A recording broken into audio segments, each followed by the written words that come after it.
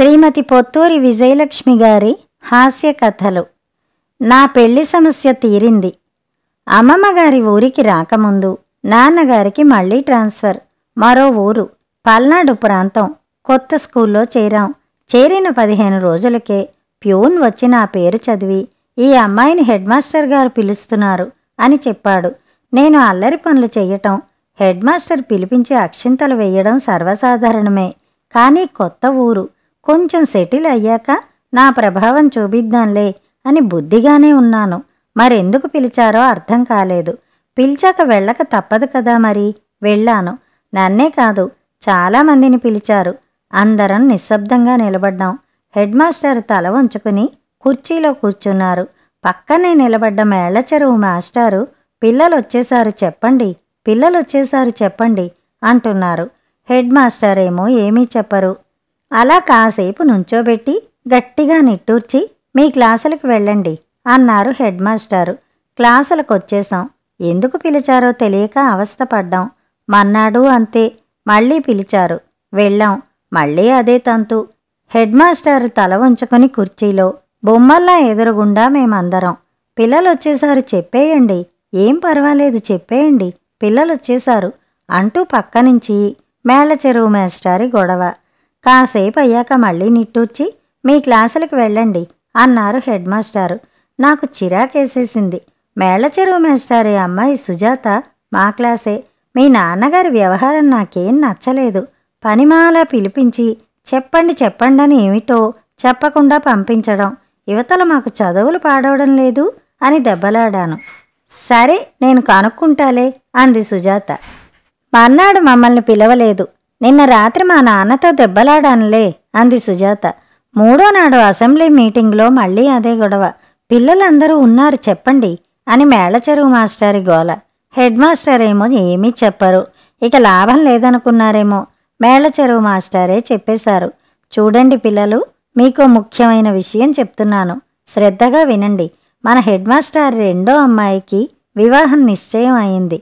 పాపం మన మాస్టారు చాలా మంచివారు, బహుసంతానం, ఆర్థికంగా దీనస్థితి. అందుకే మీరంతా మీ పెద్దవాళ్ళని అడిగి ఏదైనా సహాయం చెయ్యండి. ఇంత అని బలవంతం ఏమీ లేదు, మీకు తోచినంత ఇస్తే చాలు అని చెప్పారు. హెడ్ మాస్టర్ గారు తల వంచుకున్నారు. ఇంటికి వెళ్ళగానే యథాతథంగా అమ్మతో చెప్పాను. వరలక్ష్మి వ్రతం అని అమ్మమ్మ తాతయ్య కూడా వచ్చి ఉన్నారు. అందరూ విన్నారు. అట్లాగా, పాపం ఎంత ఇబ్బందిలో ఉండి అడిగారో, ఎంతో కొంత ఇచ్చి పంపించు అన్నారు నాన్నగారు. అలాగే అంది అమ్మ. మన్నాడు అన్నయ్యకి 12, నాకు 8 ఇచ్చింది. న్యాయంగా చెరో 10 ఇవ్వచ్చు. కానీ నేను సెకండ్ ఫారం, అన్నయ్య 4th ఫారం. ఆ మాత్రం తేడా ఉండాలిట. పోనీ పాపం, నేను చెరో వరహా ఇచ్చి పంపిస్తాను అంటూ తాతయ్య ఇద్దరికీ చెరో 4 రూపాయలు ఇచ్చారు. అమ్మమ్మ చెరో రూపాయి ఇచ్చింది. అవన్నీ భద్రంగా తీసుకెళ్ళి హెడ్ మాస్టర్ గారికి ఇచ్చాం. పక్కనే ఉన్నారు మేళ్లచెరువు మాస్టారు. ఎవరెంత ఇచ్చారో ఒక కాగితం మీద రాస్తున్నారు. ఎంతైనా పెద్దవారి బుద్ధులు ఉదారంగానే ఉంటాయి అన్నారు మెచ్చుకోలుగా. హెడ్ మాస్టారు మమ్మల్ని దీవించారు. ఆ తర్వాత వారం 10 రోజులు స్కూల్లో అదే చర్చ. నువ్వెంత ఇచ్చావంటే నువ్వెంత ఇచ్చావు. ఎంతో కొంత అందరూ ఇచ్చేశారు. బాగానే వచ్చిందట. మీరు దిగులు పడకండి, మేమందరం తలో చెయ్యి వేస్తాం. అవసరం అయితే పక్కుళ్ళకు కూడా కబురు పంపిస్తాం అని హెడ్ మాస్టర్కి ధైర్యం చెప్పారట మేళ్లచెరువు మేస్టారు. సుజాత నాతో చెప్పింది. నాకు ఎందుకో దిగులేసింది. ఇంటికి వెళ్ళగానే, అమ్మమ్మ నా పెళ్ళి ఎప్పుడు చేస్తారు అని అడిగాను. బాగానే ఉంది, పెళ్ళంటే మాటలా? మీ నాన్న 30 తిప్పలు పడి 3 చెరువులు నీళ్లు తాగితే గానీ అవదు నీ పెళ్ళి అంది అమ్మమ్మ. పుస్తకాల సంచి అవతల విసిరేసి ముసుగు తన్ని పడుకున్నాను. ఏడుపు వచ్చేసింది. అమ్మా, నాన్నగారిని చూడాలనుంది అని ఏడుపు. పెళ్ళపెళ్ళాడుతూ జ్వరం వచ్చేసింది. అమ్మ కంగారు పడిపోయింది. వెంటనే మనిషిని పంపించింది క్యాంపుకు వెళ్ళిన నాన్నగారి కోసం. అమ్మ నా పక్కనే కూర్చున్నారు. తెల్లవారుతూనే నాన్నగారు వచ్చేశారు. ఆయన్ని చూసి నాకు దుఃఖం ముంచుకు వచ్చింది. ఏమ్మా, ఏమిటి చెప్పు బతిమాలారు నాన్న. నాన్న, మా హెడ్ మాస్టర్ గారికి మేమందరం ఉన్నాం, మేస్టర్లున్నారు. మరి మీకెవరున్నారు నాన్న? 2 సూపర్వైజర్లు, 2 మేస్త్రీలు, మన జవాను వెంకటప్పడు, జవాను జబీర్ ఖాను, డ్రైవర్ తాతయ్య, గేదెని కాసే కోటప్ప. ఇంతేగా. వీళ్ళందరూ ఎంతిస్తారు? మీరు డబ్బులు ఎక్కడి నుంచి తెస్తారు? నాకు పెళ్ళి ఎట్లా చేస్తారు అని భోరున ఏడ్చాను. అందరూ తెల్లబోయి తర్వాత ఒకటే నవ్వు.